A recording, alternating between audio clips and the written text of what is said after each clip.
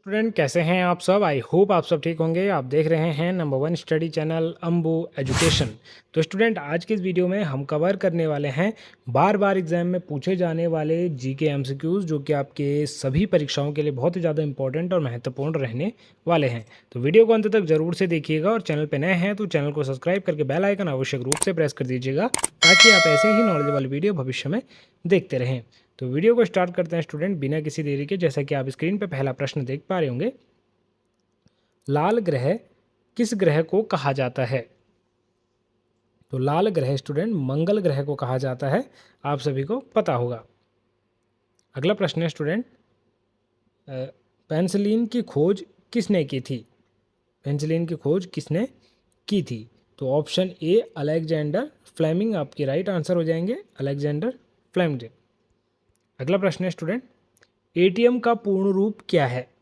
ATM का पूर्ण रूप क्या है। तो ऑटोमेटेड टेलर मशीन आपका सही उत्तर हो जाएगा स्टूडेंट, एटीएम का पूर्ण रूप। अगला प्रश्न है, मलेरिया किस मच्छर के काटने से होता है। तो मलेरिया स्टूडेंट किस मच्छर के काटने से होता है, मादा एनाफिडीज मच्छर के काटने से। ऑप्शन ए आपका बिल्कुल सही जवाब हो जाएगा स्टूडेंट। अगला सवाल है, दूरबीन का आविष्कार किसने किया था। दूरबीन का आविष्कार किसने किया था।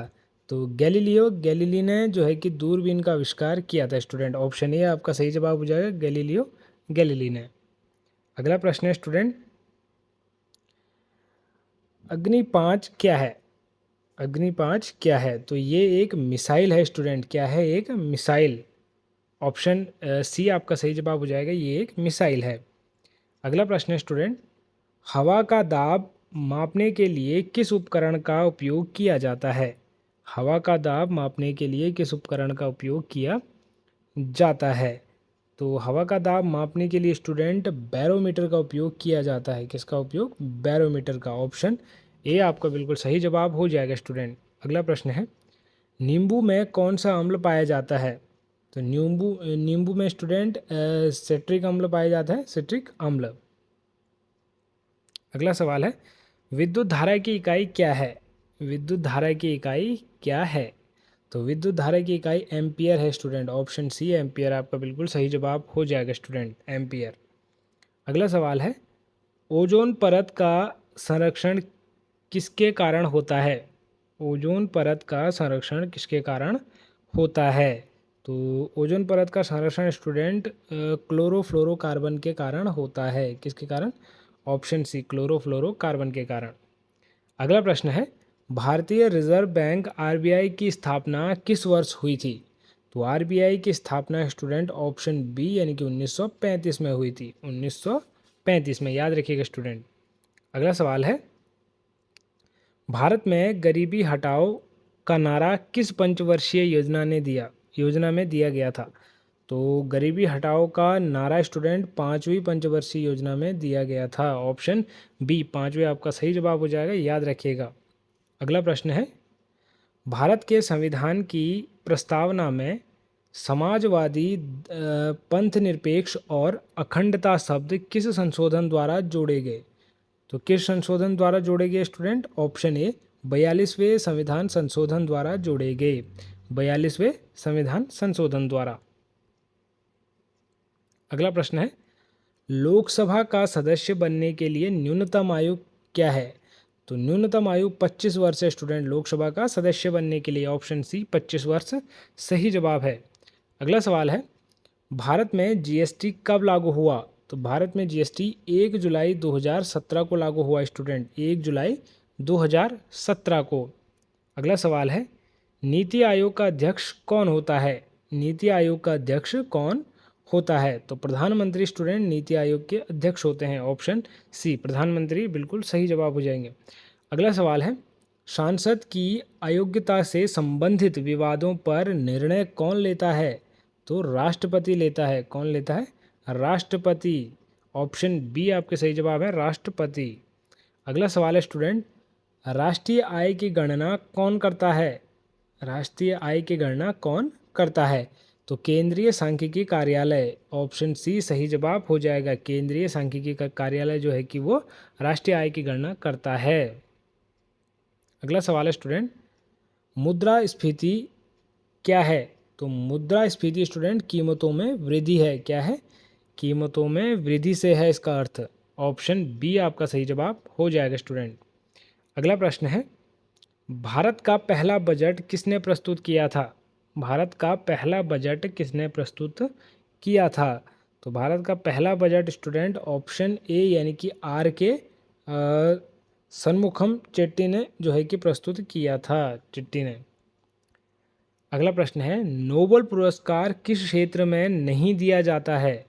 तो नोबेल पुरस्कार किस क्षेत्र में नहीं दिया जाता है? ऑप्शन सी गणित के क्षेत्र में नहीं दिया जाता है, ऑप्शन सी। अगला प्रश्न है स्टूडेंट, भारत का राष्ट्रीय जलीय जीव कौन सा है? तो राष्ट्रीय जलीय जीव गंगा डॉल्फिन है। कौन सा? गंगा डॉल्फिन, ऑप्शन सी आपका सही जवाब हो जाएगा स्टूडेंट। अगला प्रश्न है, विश्व पर्यावरण दिवस कब मनाया जाता है? तो विश्व पर्यावरण दिवस स्टूडेंट 5 जून को मनाया जाता है, आप में से सभी को पता होगा। अगला सवाल है, रेड क्लिफ रेखा किन दो देशों के बीच है? तो रेड क्लिफ रेखा भारत और पाकिस्तान के बीच है। किन के बीच? भारत और पाकिस्तान के बीच स्टूडेंट। अगला सवाल है, महात्मा गांधी ने दांडी यात्रा कहाँ से शुरू की थी? तो दांडी यात्रा स्टूडेंट साबरमती आश्रम से शुरू हुई थी। कहाँ से? साबरमती आश्रम से, ऑप्शन ए आपका सही जवाब हो जाएगा स्टूडेंट।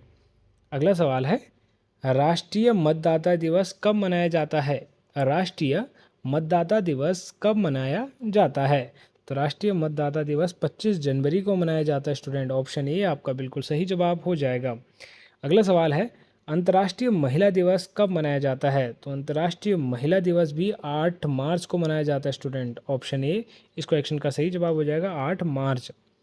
अगला प्रश्न है, स्वर्ण मंदिर गोल्डन टेम्पल किस शहर में स्थित है? तो गोल्डन टेम्पल स्टूडेंट अमृतसर में स्थित है। कहाँ? अमृतसर में, ऑप्शन ए आपका सही जवाब हो जाएगा अमृतसर में। अगला सवाल है स्टूडेंट, कुचिपुड़ी किस राज्य का शास्त्रीय नृत्य है? कुचिपुड़ी किस राज्य का शास्त्रीय नृत्य है? तो ये आंध्र प्रदेश का शास्त्रीय नृत्य है student, option C Andhra Pradesh बिल्कुल सही जवाब है। अगला प्रश्न है स्टूडेंट, अजंता की गुफाएं किस राज्य में स्थित हैं? अजंता की गुफाएं किस राज्य में स्थित हैं? तो ये महाराष्ट्र में स्थित हैं स्टूडेंट। कहाँ? महाराष्ट्र में, ऑप्शन बी आपका सही जवाब हो जाएगा। अगला सवाल है, चंद्रयान 3 मिशन के लैंडर का नाम क्या था? लैंडर का नाम क्या था? तो इसका नाम था विक्रम, ऑप्शन ए विक्रम आपका सही जवाब हो जाएगा स्टूडेंट। अगला सवाल है, G20 शिखर सम्मेलन 2023 की मेज़बानी किस देश ने की थी? तो भारत ने की थी स्टूडेंट, आपने देखा भी होगा G20 सम्मेलन भारत ने। अगला सवाल है स्टूडेंट, निम्नलिखित में से कौन सी एक रबी की फसल है? तो रबी की फसल स्टूडेंट इनमें से गेहूं है, ऑप्शन बी आपका सही जवाब हो जाएगा। अगला प्रश्न है स्टूडेंट, यदि ए का अर्थ प्लस है और बी का अर्थ माइनस और सी का अर्थ आपका मल्टीप्लाई एक्स मान के चलिए मल्टीप्लाई, और डी का अर्थ है आपका डिवाइड, तो 10C 4A 4C 4B 6 का मान क्या होगा? तो इसको अगर आप ध्यान से सॉल्व करेंगे स्टूडेंट तो इसका आंसर आपका आएगा 50। क्या आएगा? 50। इसका आंसर 50 आएगा। वो कैसे आएगा? व्याख्या आप देख लीजिए कि क्या बता रहा है कि सी को क्या क्या बोलेंगे? मल्टीप्लाई, और ए का मतलब क्या है? प्लस, बी का मतलब क्या है? माइनस, और डी का मतलब क्या दिया गया है यहाँ पे? डिवाइड।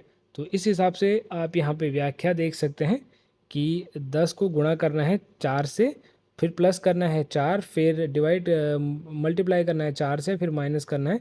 तो यहाँ पे ऐसे 40 आ जाएगा, फिर 16 इस पर प्लस करना है, फिर माइनस 6 करना है। तो लास्ट में आपका आंसर 50 आ रहा है student, option A right answer हो जाएगा 50। आप ध्यान से इसे सॉल्व कर सकते हैं ये ऐसे इस प्रकार के क्वेश्चन दोस्तों एग्ज़ाम में बहुत पूछे जाते हैं और स्टूडेंट काफ़ी कंफ्यूज होते हैं ऐसे क्वेश्चन में, जबकि इनको सॉल्व करना काफ़ी इजी होता है स्टूडेंट। अगला सवाल देखते हैं स्टूडेंट। अगला सवाल है, एक कुट भाषा में यदि टाइगर को, आप देख सकते हैं टाइगर को क्या लिखा गया है, QDFHS लिखा जाता है, तो लायन को कैसे लिखा जाएगा? तो लायन को लिखा जाएगा स्टूडेंट, लायन को लिखा जाएगा, टी को क्या लिखा गया है, Q। तो ऑप्शन ए राइट हो जाएगा स्टूडेंट, KHNM। वो कैसे, मैं आपको व्याख्या भी दिखा देता हूँ। ये देखिए आप, प्रत्येक अक्षर से एक एक अक्षर जो है कि पीछे जा रहा है, यानी कि टी है तो यहाँ पे एक अक्षर पीछे एस जा रहा है ना।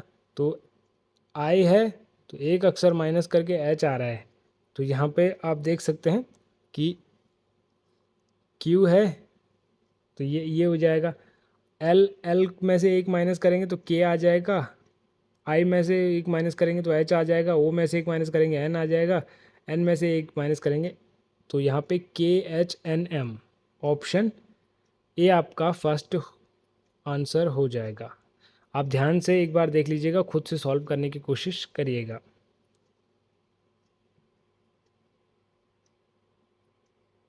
अगला सवाल है स्टूडेंट, विश्व बैंक का मुख्यालय कहाँ है?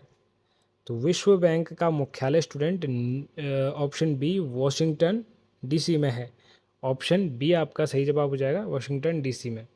अगला सवाल है स्टूडेंट, स्टार्टअप इंडिया योजना की शुरुआत किस वर्ष हुई? स्टार्टअप इंडिया योजना की शुरुआत किस वर्ष हुई? तो 2016 आपका सही जवाब हो जाएगा स्टूडेंट, ऑप्शन सी 2016। अगला सवाल है, जूल किसकी इकाई है? जूल किसकी इकाई है? तो जूल जो है कि वो ऊर्जा की इकाई है, ऑप्शन सी ऊर्जा आपका सही जवाब हो जाएगा स्टूडेंट। अगला सवाल है, भारत का सबसे छोटा राज्य क्षेत्रफल के अनुसार कौन सा है? तो सबसे छोटा राज्य क्षेत्रफल के अनुसार स्टूडेंट गोवा है। कौन सा? गोवा। ऑप्शन बी आपका सही जवाब है, गोवा।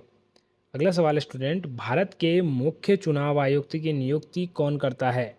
तो राष्ट्रपति करते हैं, ऑप्शन बी राष्ट्रपति सही जवाब हो जाएगा। अगला सवाल है स्टूडेंट, लोकतंत्र लोकतंत्र डेमोक्रेसी का सबसे महत्वपूर्ण पहलू क्या है?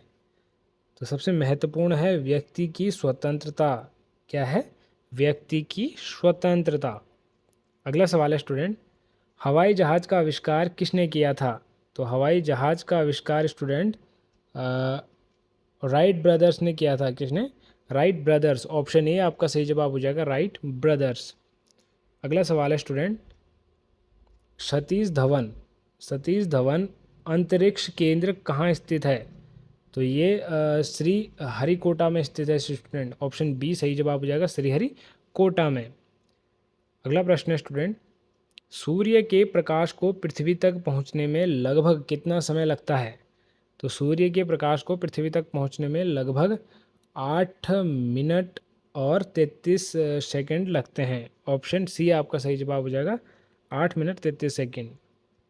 अगला सवाल है स्टूडेंट, आर्टिकल 370 को किस राज्य से हटाया गया था? आर्टिकल 370 को किस राज्य से हटाया गया था?